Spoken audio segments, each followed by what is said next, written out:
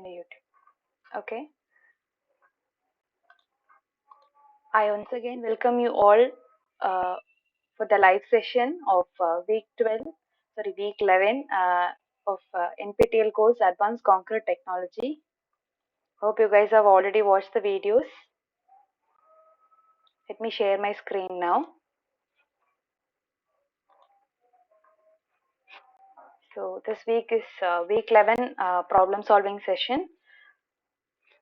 So now let's get into before getting into the problem solving questions, this week we are going to deal with the durability properties of concrete and how durability of concrete can be enhanced, what are the steps can be taken that were discussed by the professor, and then he had discussed about some of the tests which are done to quantify the concrete regarding durability.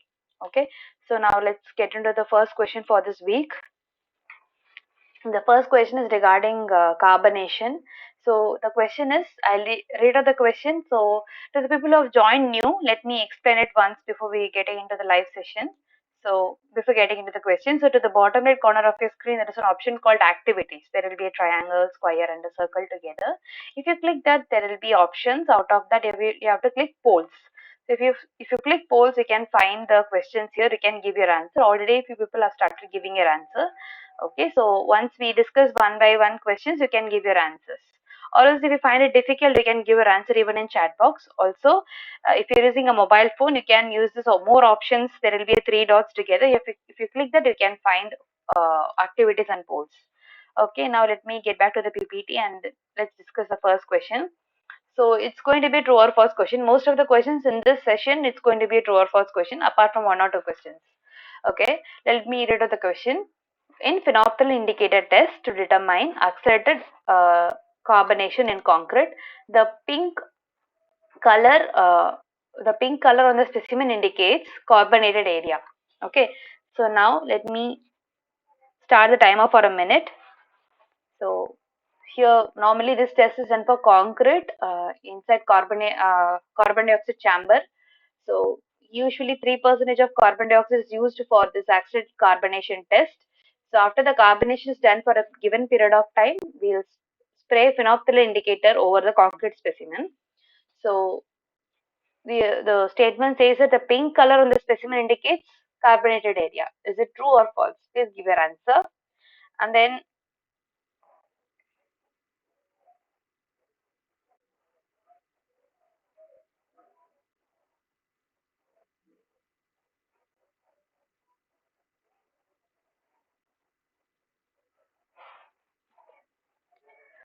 uh, so normally in this phenol indicators there is only one color to indicate the carbonated and uncarbonated area, and in certain cases there is called a indicator called rainbow indicator. There will be different colors to show the difference in pH based on if it's a carbonated area, then there will be reduction in pH, right? So obviously for different pH different colors will be used to indicate what is the carbonated area and how much it has carbonated.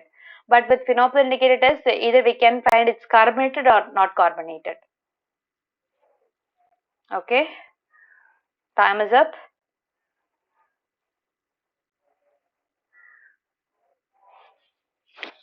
Let's see the class response. And this question is directly from the practice question also, so I hope you guys got the right answer. So yeah, one answer from the chat is false. Let's see from polls. Okay, so it's equal loads. Three votes for true and 3 votes for false. Okay, but the correct answer is false because pink color indicates uncarbonated area. Okay, so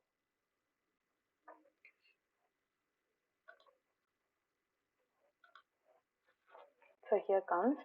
So we can so once the concrete specimen is kept inside carbonation chamber, so we'll take it after a given period of time, say 70 or 98 or 112 or 154 days. After that, we'll spray the phenolphthalein indicator over the specimen, and then the colorless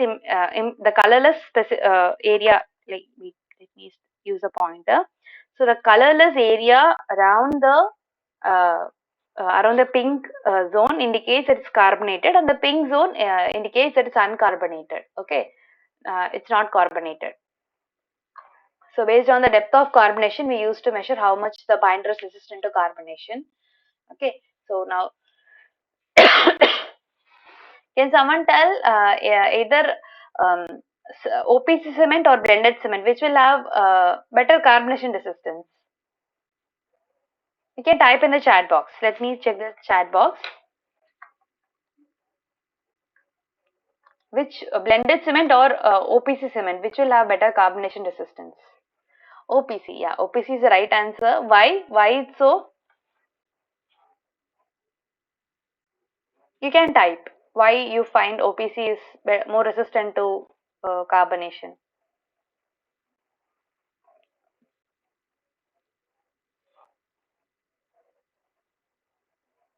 You can unmute and speak as well if you want. Yeah, because Portlandite hydrated, it's nothing but calcium hydroxide, which is not hydrated lime, um, will be available in ordinary Portland cement hydrated paste. But if it comes to blended cement, the reactive silica part from the pozzolanic material will consume the additional lime, that is Portlandite, from the OPC hydration, and then forms additional CSH. So obviously there is limit, since Portland is not available in blended systems, the carbonation resistance is less because this Portlandite reacts with the carbon dioxide and forms calcium carbonate. That calcium carbonate further increases the carbonation resistance. So let's get to the next question. I hope you guys got the right answer. Now moving to the next question. So this is going to be multiple answer question. So please give your answer in chat box. I have not launched this question in polls. Let me read out the question. Among the following deterioration mechanisms, which actions or action can result in progressive loss of mass from the surface of the concrete? They are saying there is going to be loss of mass from the surface of concrete. So which of the following deterioration mechanism results in mass loss? Okay, so let me start the timer for about a minute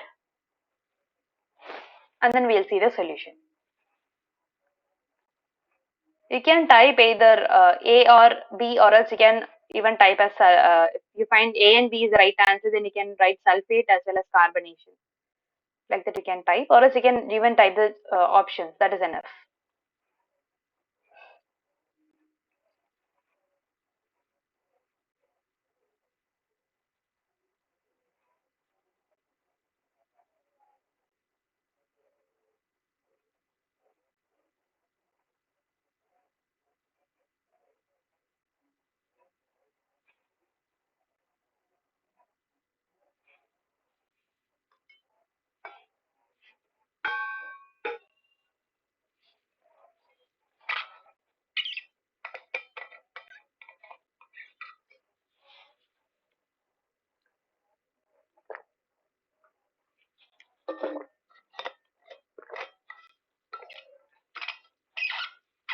Time is up.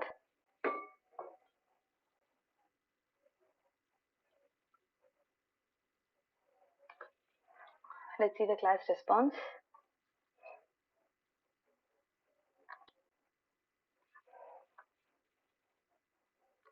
Okay, D. Okay, C and D.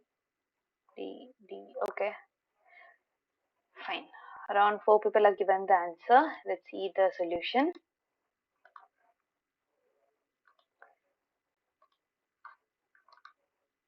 See, when it comes to corrosion, uh, so when it comes to concrete, we are speaking about the reinforcement corrosion, rebar corrosion, right? Rebar corrosion is not directly can be linked to the loss of mass. Maybe if the steel corrodes and if the volume increases, then it expands because of tensile stresses. The concrete will, uh, since the volume of the steel expands, increases, the concrete will crack.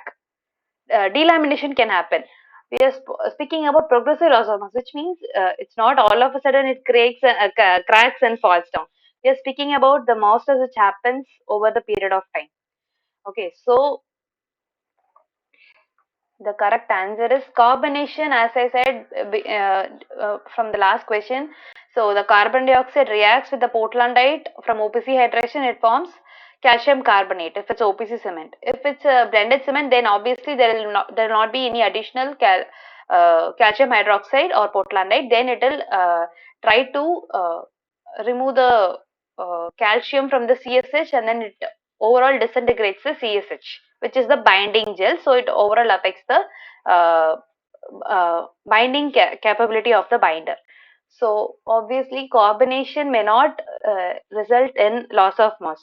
So when it comes to sulfate attack, then there will be change in the reaction products. The ettringate, whatever present in the cell system, not ettringate, monosulfate, which is present. So as we discussed in the cement chemistry part, so once there is availability of sulfates, then ettringate will form. It's called trisulfate, right?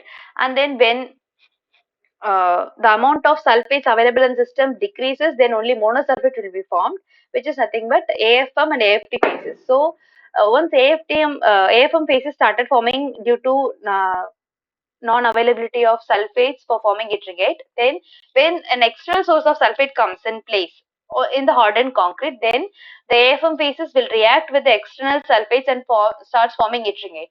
And then also it forms gypsum. The ettringate converts into gypsum. So in that cases, uh, what to say? Sorry, initially it forms gypsum, then the gypsum also forms ettringate. So obviously there will be loss of mass from the surface of the concrete.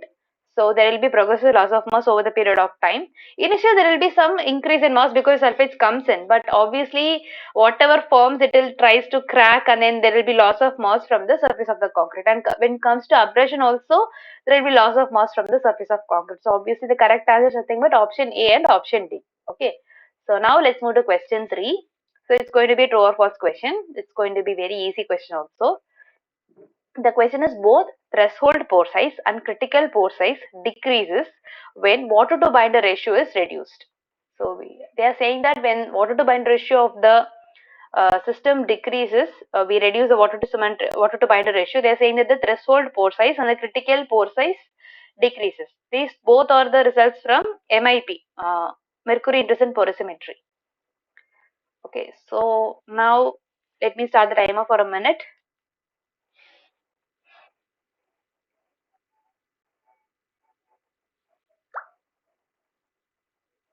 Please give your answers.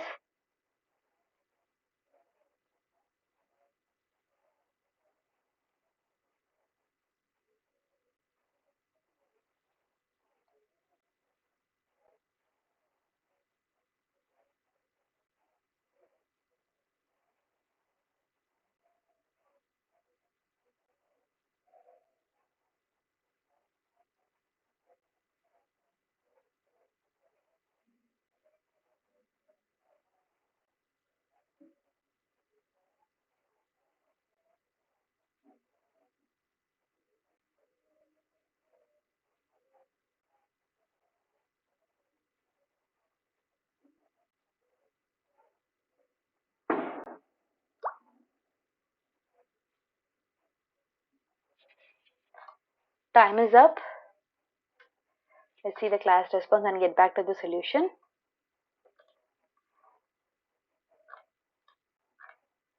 Okay, I think most of you have given the answer in polls. Let me end the poll for question 1. Okay. Okay, most of you given the answer, correct answer. Okay. It's nice.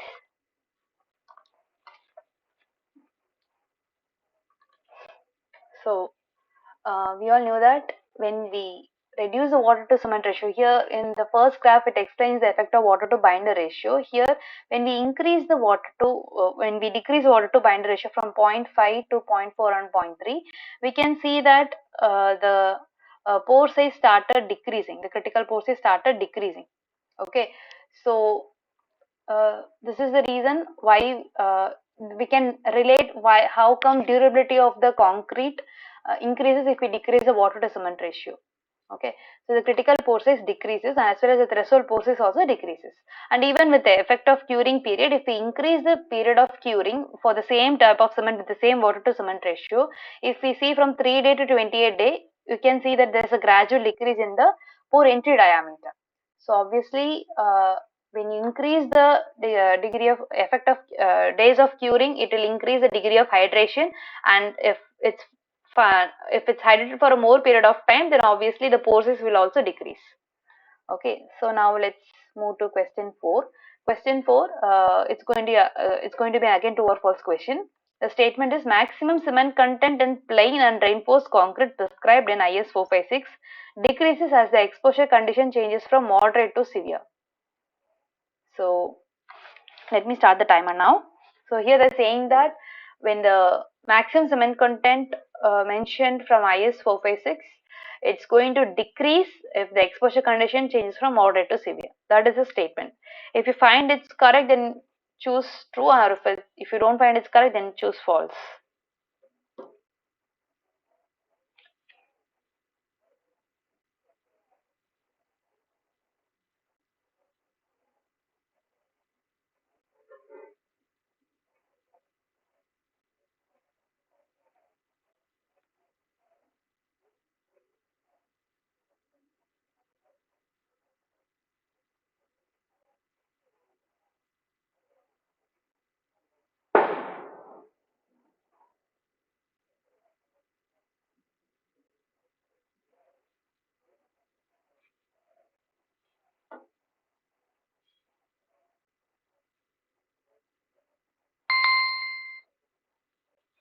Okay, so we'll see the class response.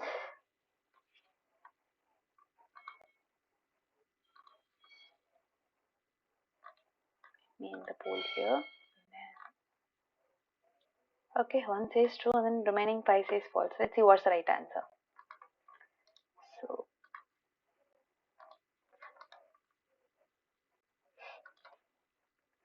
moving to the slides from IS 456, actually it's minimum cement content, not maximum cement content. That itself is wrong.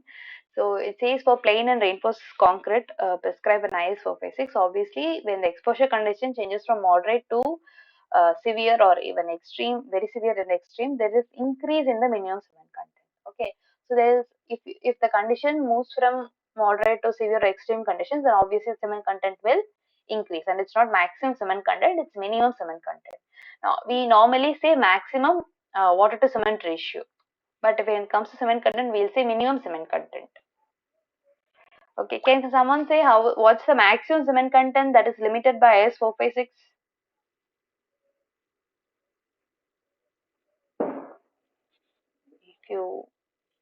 If you can't say, then you can type in the chat box.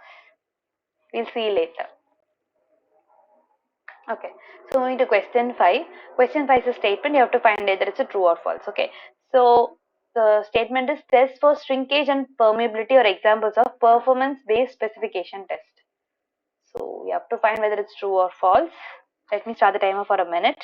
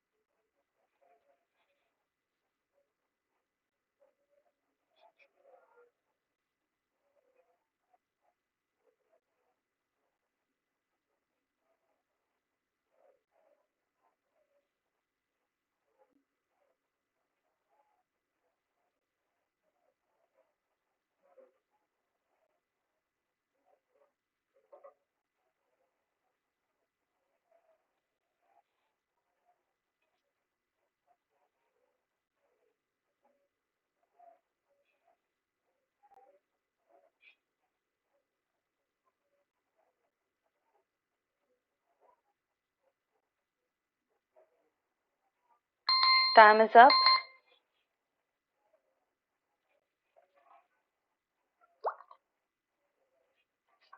So here, okay, let me in the poll here, and then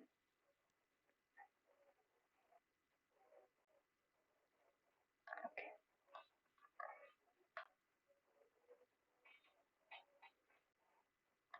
Okay, most have picked the right answer. It's true. So can someone type what is an example for prescriptive kind of specification? This is performance based specification. If it's a prescriptive kind of specification, what will be? Just now we saw in table 5 of IS 456. That is also one kind of a prescriptive type of specifications. Okay, 450. Yeah, that is the right answer. Yeah, it's not 500, it's 450.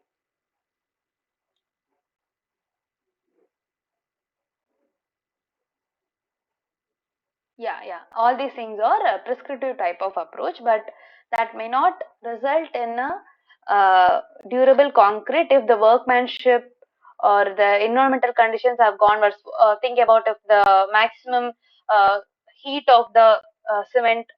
Think about a mass concrete. If you did all these things, even though that the temperature exceeds 70 degrees Celsius, if the core temperature exceeds 70 degrees Celsius, then obviously delayed detonate formation problem can be seen.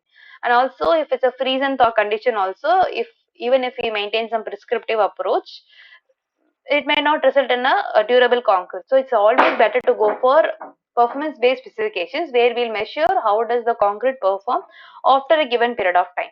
And mostly in the in foreign countries, they always keep they'll give certain values. If the RCPT value of the concrete, if it's in this limit to that limit, then only we'll accept and we'll do the remaining 20% payment or 10% payment. So, or else if they have to pay penalty and then they have to redo the construction at times. So, in India, that is not widely practiced, but it can be seen in some of the new projects. Okay. Now, let's get back to the PPT and the next question.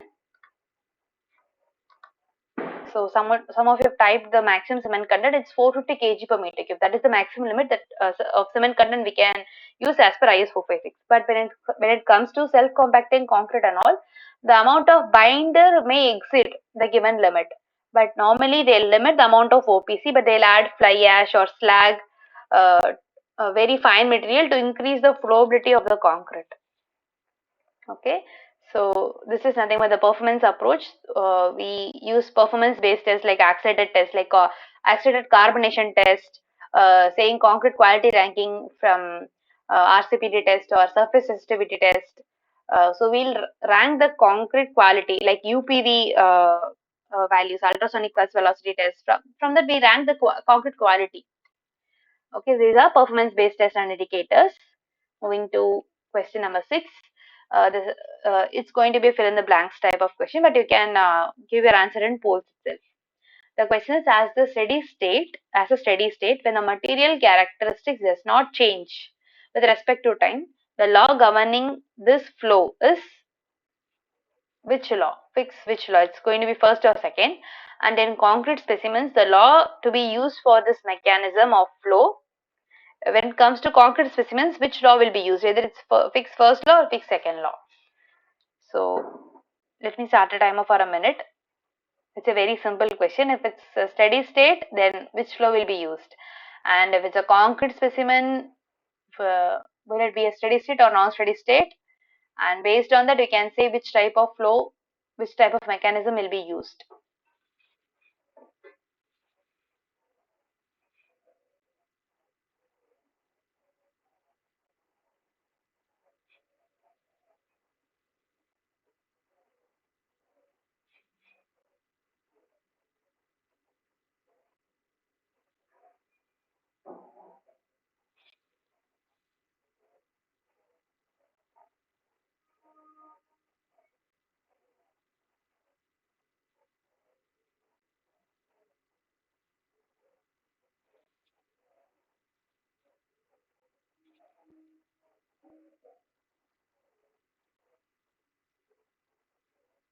Time is up. Let's see the class response.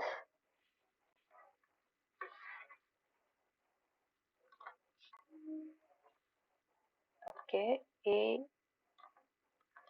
going to polls.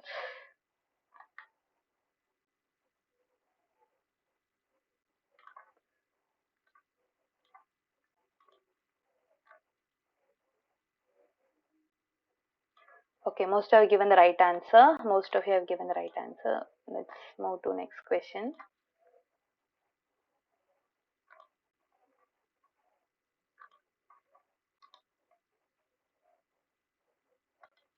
So fixed first law is used for steady state flow, and fixed second law is used for non-steady state flow.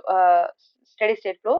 When it comes to concrete specimens, mostly it's not a homogeneous material which will be in a steady state. Which steady state means it does not change over a period of time. The material characteristics does not change over the period of time. Or when it comes to concrete specimens, with a given period of time, based on the amount of water available, there will be hydration continuing. So obviously, the material characteristics will change with the degree of hydration. So obviously, concrete specimens we have to use fixed second law for non-steady state conditions. Okay. So now moving to question number 7. So here is a statement: an aqueduct made with concrete having lower water to binder ratio has lesser abrasion, erosion, mass loss than aqueduct made with concrete having higher water to binder ratio. So you have to compare water to binder ratio and then give your answer, which will have uh, lesser abrasion, erosion, mass loss. So here they are saying that lower water to binder ratio concrete will have lesser mass loss compared to concrete having higher water to binder ratio. I've already started the timer, so please give your answer in polls.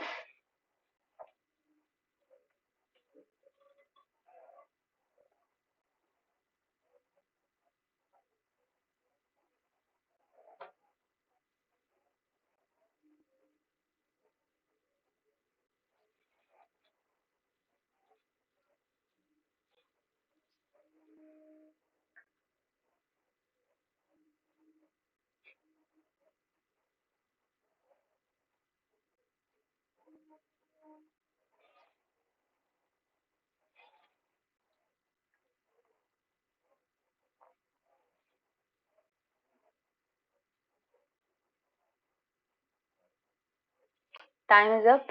Let's see the class response.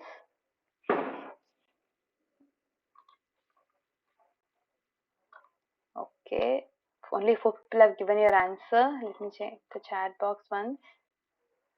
Okay.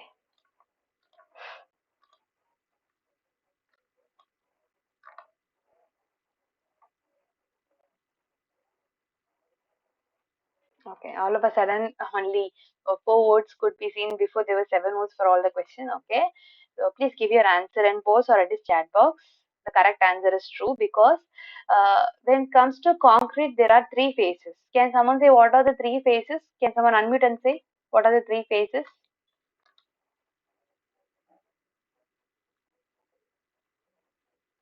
So it's going to be the cement paste and the aggregate, and in between cement paste and aggregate there will be an interfacial transition zone.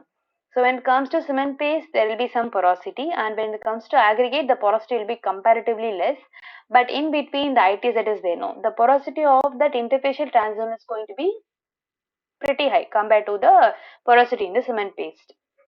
Okay, so once if there is a low if the concrete is made with low water to binder ratio, then obviously the ITZ, the porosity in ITZ will be decreased. Okay, so that results in a better abrasion to erosion mass loss. Okay, so the most weakest spot in concrete is nothing but the interfacial transition zone. If you use lower water to binder ratio, obviously the porosity will be in the interfacial transition zone will be very less. Okay, that will lead to lesser abrasion, erosion, mass loss. Moving to question number 8. It's a very simple question. Please give your answer. Let me start the timer now. Here is the statement.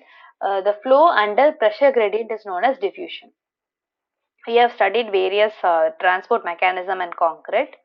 This one among them is the diffusion. So here they say that the flow under pressure gradient is known as diffusion. Is it so? Please give your answer.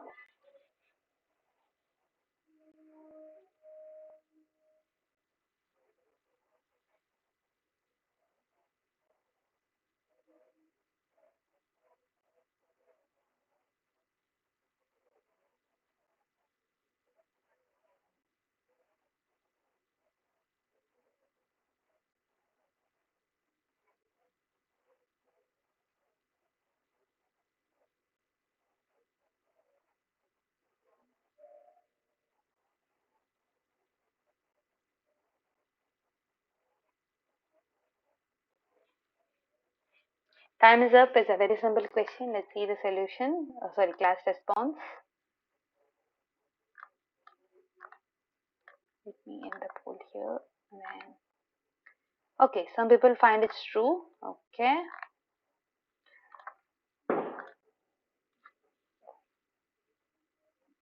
Ninth question, I'm not even sure. Showed you what is the question. You gave the answer. Okay. Do you find it's to find either A or B? You're just picking it randomly. Okay. There is a diagram for question number 9. It's okay. Either you're overactive or not at all opening your mouth and telling the answer. So the flow under concentration gradient is nothing but diffusion. Okay, so if there is a difference in concentration gradient of ions from one zone to another zone, it will move through the zone of high concentration to low concentration. So that flow under concentration gradient is nothing but diffusion. So the answer is false. So here is a diagram for question 9. Few people are too attentive. Okay, I appreciate that. We have to find. There will be two questions launched in post. One is 9.1 and then 9.2. So you have to find from this graph which is high porosity and which is high permeability. Okay. So please give your answer. I think a similar type of question I've already put up in some other weeks. It's a very simple question. If you type the answer in chat box, you can put 9.1 which option, and then 9.2 what is option.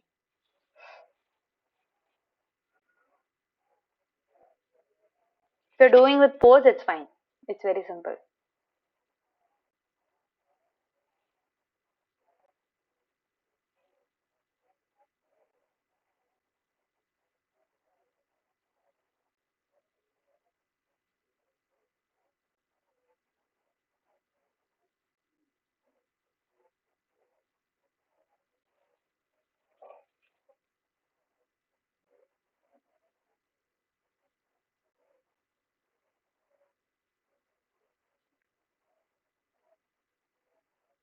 Time is up. Let's see the class response.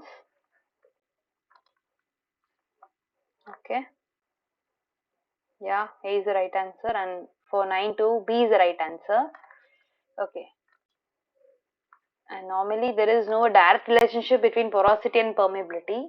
So if you say, if you speak about permeability, conductivity of the pores is nothing but the permeability. So here, even if you have more porosity in A, the connectivity is not much there. It's less. But if we compare B, the porosity is less, but the connectivity between the pores is pretty high. So obviously permeability uh, can be will be higher in specimen B. And normally, if we increase the water to cement ratio, porosity will increase and as well as permeability will also increase. And if we decrease the water to cement ratio, porosity also will decrease and permeability will also decrease. But there is not a direct relationship between porosity and permeability. However, we use Cosin equation to relate it, but only connected porosity is responsible for permeability. Okay, so interconnectivity of pores is generally responsible for high permeability. So moving to question number 10, the question is sorptivity test is used to measure. You have to find which are the options that is used to measure sorptivity test. So which of the following properties are used to measure sorptivity? Let me start the timer now.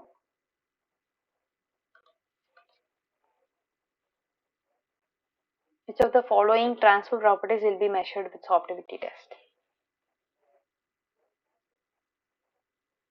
And this question is launched in polls. It's not launched in polls. Please give your answer in chat box.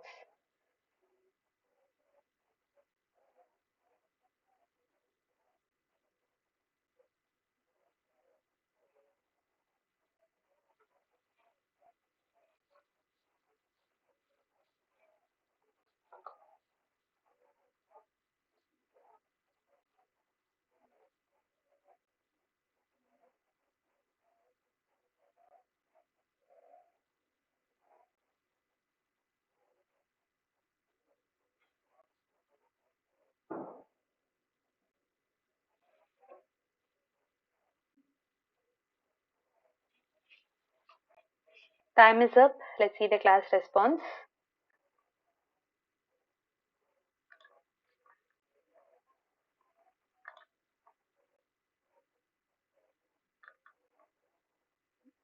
Okay. Okay, some people have given the answer in chat box for previous questions. Okay, A. Okay, one person has given option B, rest of them have given option A. Let's see what's the right answer. So mostly when it comes to fill in the blanks, or if you have to, if the question is not launched in, my mouse pointer is not working. Okay.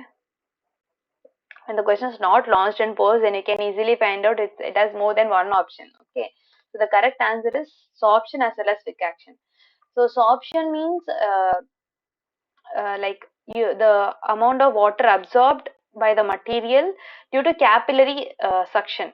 Okay, so that is the sides of the concrete specimen, mortar specimen will be epoxy coated, and then we have to keep the surface of the specimen at least 3 to 5 should be immersed through the surface of the water, from the surface of the water, and then we'll keep some pipes or some wedges in the bottom of the tray in which water in which the solution will be kept. So above that we'll keep the specimen.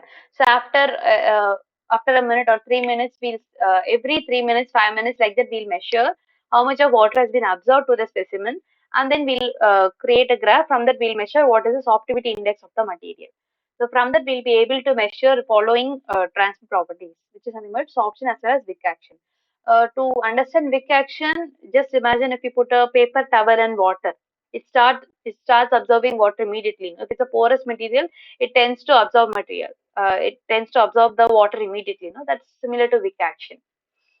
So now let's move to question number 11. So most of you have given only one option, either it's A or B.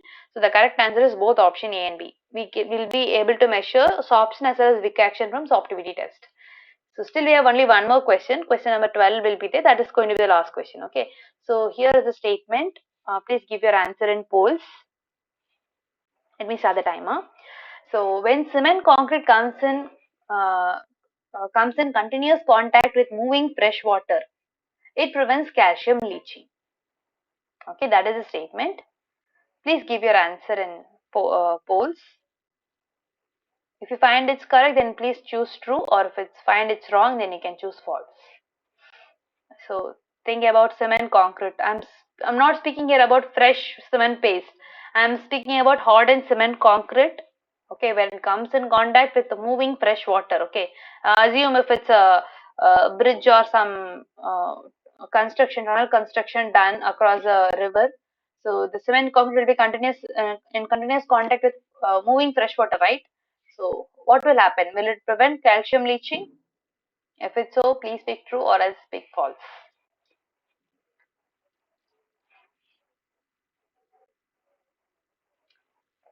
Time is up.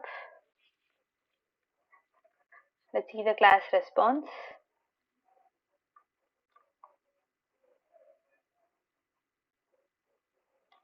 Okay, most have given the answer in polls, I guess.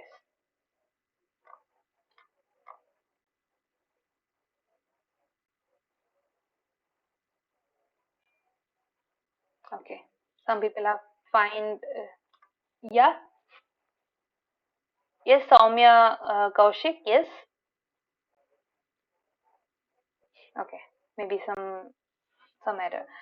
Okay, so some of you have found it's true, some of you find it's false.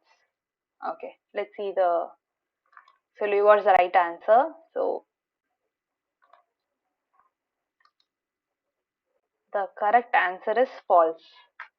Okay, so because so the what is the pH of the fresh water? It will be around 6 to 8, right? Somewhere mostly it will be 7 if it's a fresh water. If it's from river, mostly the range will be from 6 to 8.5, or either from 6 to 8.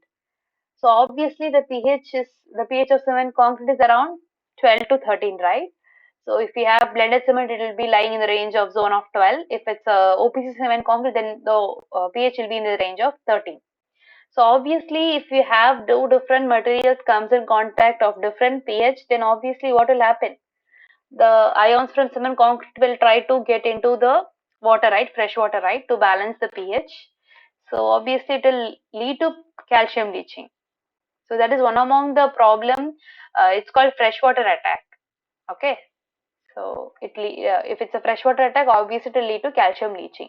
So that's why generally in certain ASTM standards to find the strength of cement mortar, they will ask us to use uh, lime water for curing, not fresh water, not plain water for curing, because there will be calcium leaching from the concrete cements to the curing water. And mostly in our college, we will not keep immersed curing. We will not put it underwater. There will be a curing chamber in which we'll try to spray fog, not fog, spray water all over there. The relative humidity will be always kept as 100, and then we'll spray water over the samples, not spraying exactly, not putting the water there. Mild mist will be there, and it's called mist room. There will be mild mist over the room, so there will not be calcium leaching from the specimens. And obviously, the relative humidity also, if it's 100, then obviously the water in the concrete specimens will not come out because of drying. So it's always better to avoid underwater curing. So yeah, let's to measure concrete strength or cement mortar strength. If it's lime water, it's okay, but if it comes to plain water, obviously there will be leaching of calcium from the specimens.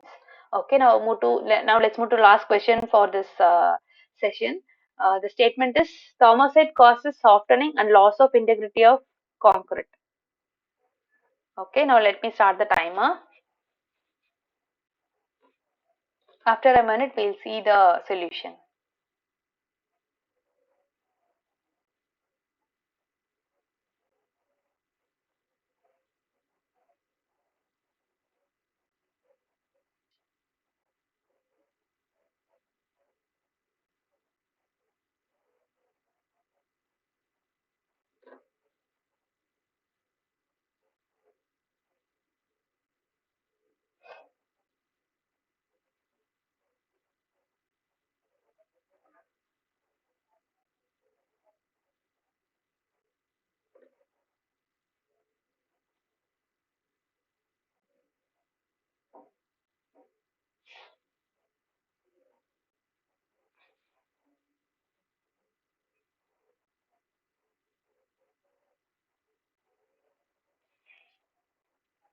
Time is up. Let's see the class response.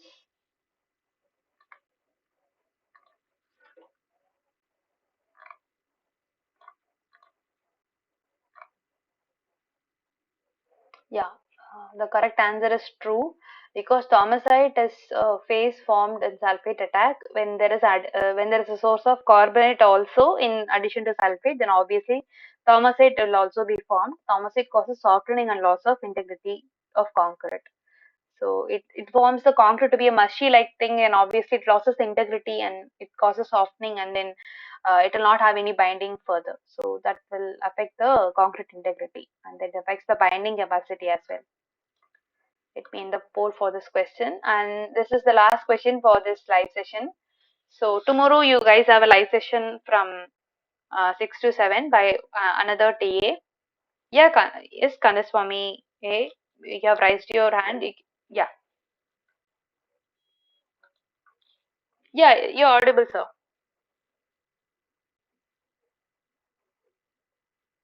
Yeah, yeah, sure.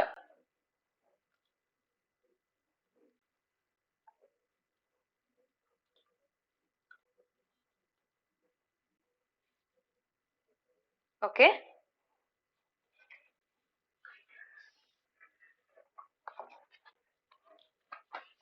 Okay, yeah, tell me.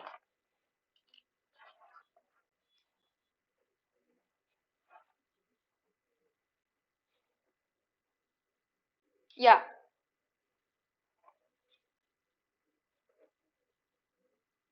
yes, yes.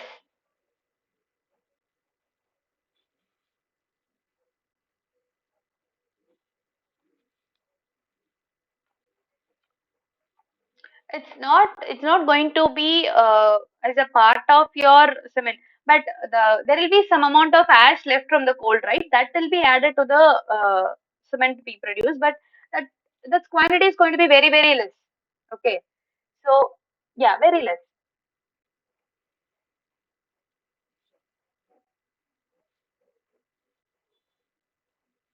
Yeah. Once the clinker cools, okay, the once the clinker is formed out of the kiln, it comes out. Then calcium aluminate phases and calcium aluminate ferrite phases will form in the cooling zone only. Okay, so it forms. It's a flux phases. Then it forms. The phase will be formed in the cooling zone. Then after when we take it for grinding, we add gypsum to it. Okay. Yeah.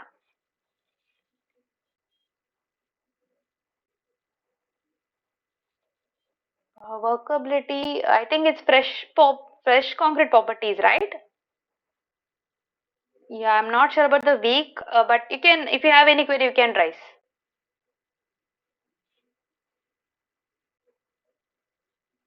Okay, okay.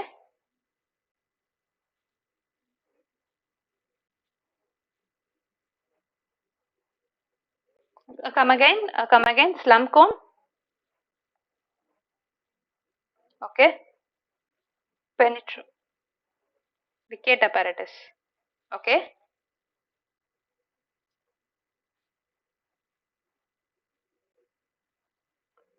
slump cone is fine.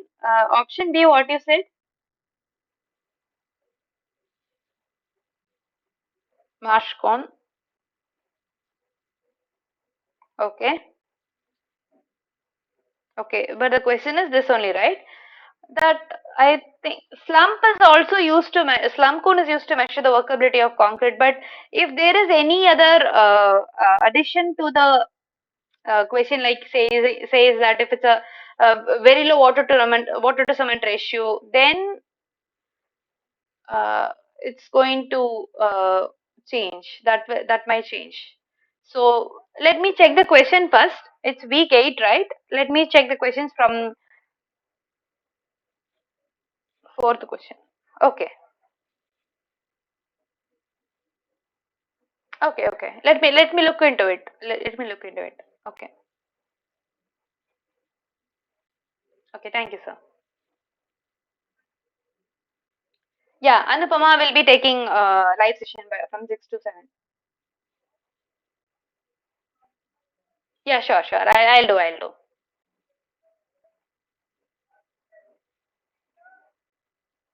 Okay, okay. Let me see the question and then I'll convey her as well. Yeah. Yeah, thank you. Thank you, sir.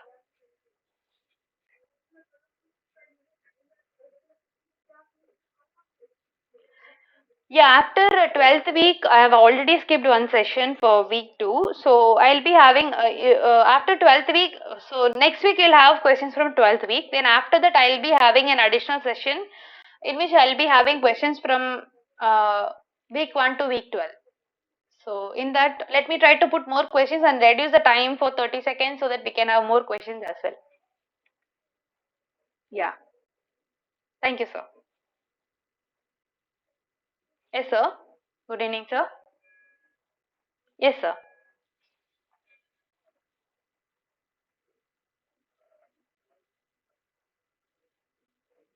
Week 10.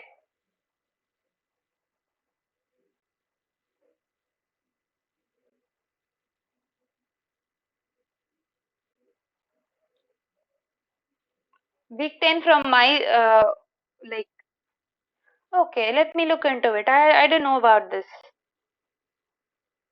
Oh. Let me see. Let me see. Yeah.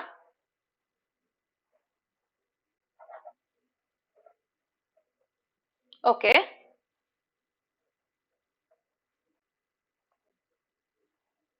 Yeah, you told Anupama, right? Yeah, yeah, she conveyed me to as well. Yeah, tell me, tell me.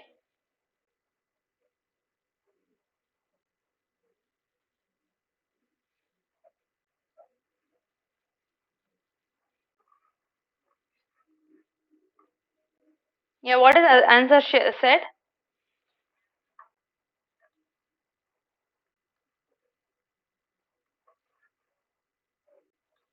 Wait, drying, autogen. Yeah, yeah. Just tell me the answer. Yeah, yeah. This answer is right. Right. What's the problem? Hmm.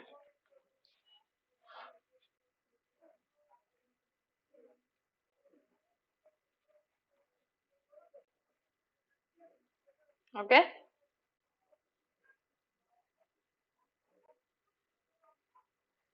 Okay.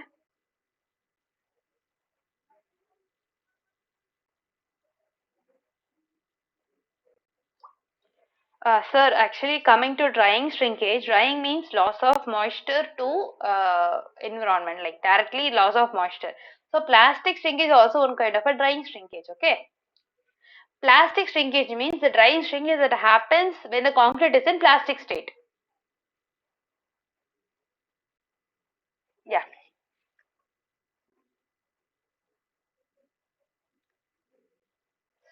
So, so what do you mean? Thermal shrinkage means if there is change in temperature, okay, if there is change in temperature within the concrete element, there will be shrinkage with respect to the change in temperature. Okay, that is called thermal shrinkage. That will be very minimal compared to autogenous shrinkage. See, autogenous shrinkage means uh, the moment of moisture. Yeah, yeah, yeah. You can share your screen. Yeah.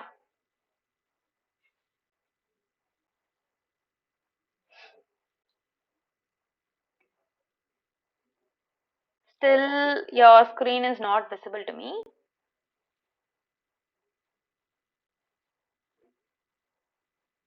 No. Someone has typed something in the chat box. Question is asked for the magnitude of shrinkage. Okay. Yeah.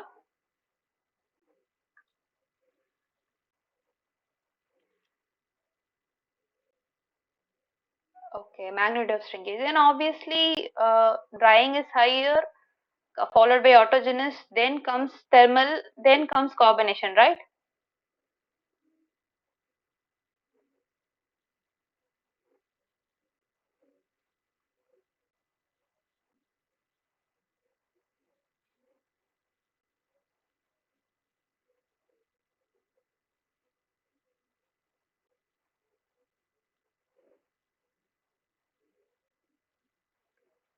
Sorry, sir. Come again. I can't. I can't follow you. What you said. Come again. What you are about to say? Yeah, I could see the slide clearly.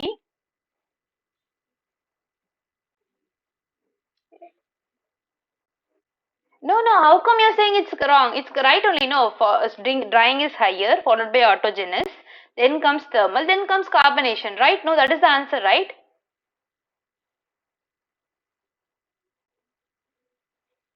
No, no, no, no. It's not about the period. They're talking about the magnitude. How much shrinkage is happening? We are not talking about the x-axis. We are talking about the y-axis. Yeah, sir, without this graph also you can normally think about drying shrinkage. See, majorly the shrinkage happens mainly because of loss of moisture to the environment. Okay, that is the main thing. Then followed by that, autogenous shrinkage will be higher because the movement of moisture from the zone of hydrated phase to unhydrated phase. Okay, that causes the movement of the water through the fine pores. Okay, that causes autogenous shrinkage. So then comes the thermal. Thermal is very minimal. And then coming to carbonation, coming to thermal carbonation, it happens at very high stage and it's very difficult to quantify shrinkage from carbonation as well. There are very limited studies due to carbonation shrinkage, and also if they have mentioned as typical cement concrete, right? So if it's a very low cement concrete, comparatively, say a high strength concrete which has 0.2 water to cement ratio. Okay, then in such cases autogenous shrinkage will be very very high, because the amount of water available for hydration also it's less, then there is not much moisture loss from the system as well. So drying shrinkage will be minimal. In such cases autogenous shrinkage will be higher, because the water has to move from the hydrated to unhydrated phases. Then obviously the strain will be very high, since there is lot of unhydrated phase as well. So you have to go through the questions each word carefully. Yeah.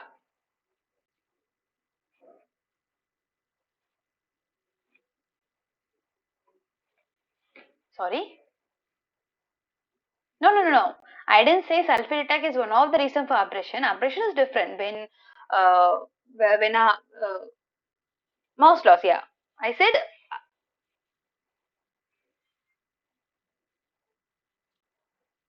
yeah. Actually, initial period, see, initially there will be a mass gain followed by a mass loss. Initially, once the sulfates get into the concrete, there will be increase in mass, but only for a certain period of time. Once it starts forming gypsum with the sulfate from the potent will react with the sulfate, it forms gypsum. Then that gypsum will be converted to ettringite. Okay, so until there is some pores filled, there will be mass gain.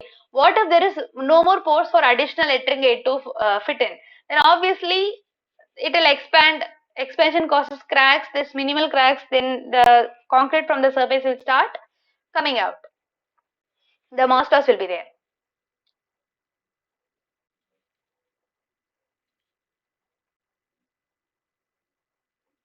Uh, okay.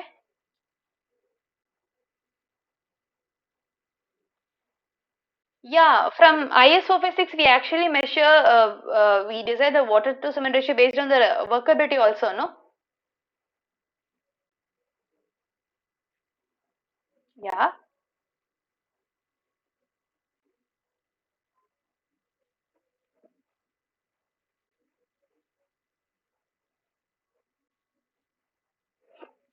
Okay.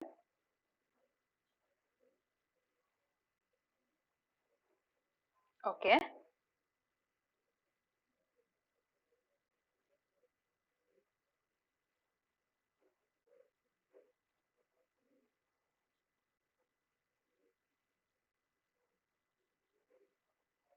Yeah. Oh, okay. You want, see, I can't blankly answer this question. So yeah, yeah, yeah.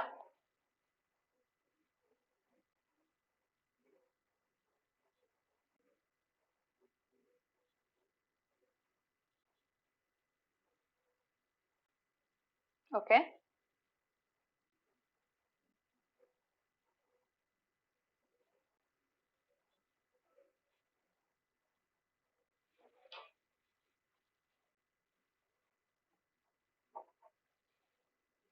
okay,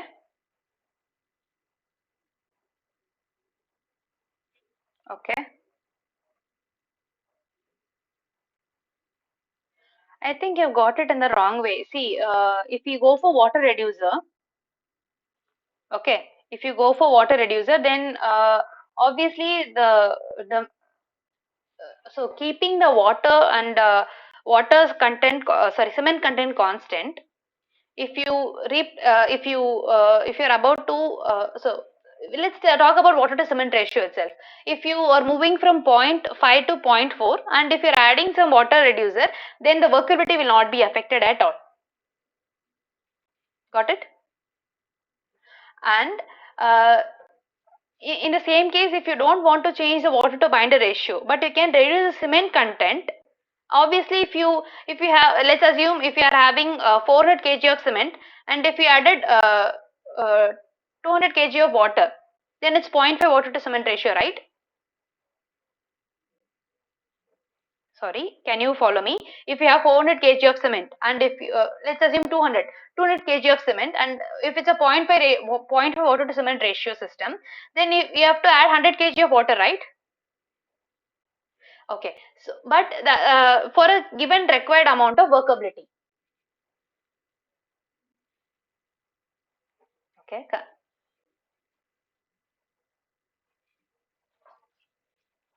better put the question discussion forum. Let me try to answer there. Yeah,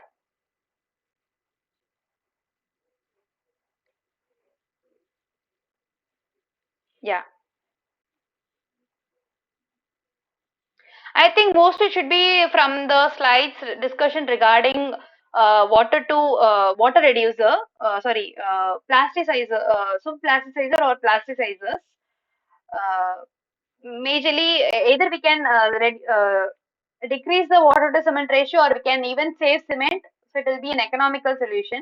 I got the point what you're speaking about. Please write it in the discussion forum. What is your query? Let me try to answer there.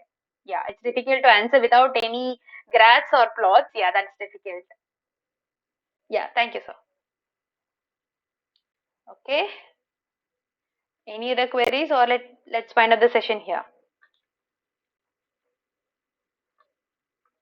Okay. Then let me stop the recording and then